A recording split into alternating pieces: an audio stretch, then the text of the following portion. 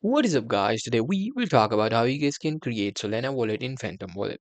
Well, the process for that is very simple. You just need to create your Phantom wallet and it will automatically have the Solana wallet.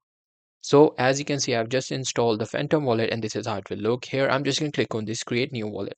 And then I will simply set up any password according to me. So I'm just going to quickly set a password and I'm just going to do the same for that as well. Now, after that, I'm just going to agree to the terms and then click on continue. Now, this is the thing that you need to keep in mind. You just have to save it and then click on it and then continue and then click on get started. Once you do that, your Phantom wallet is created and it's ready to use. Now, we will open up our Phantom wallet. This is how it will look.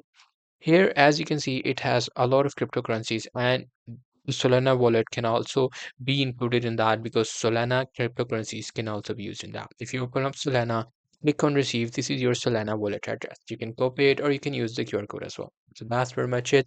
That's how you were able to create Solana wallet in Phantom. Hope you guys find this very helpful.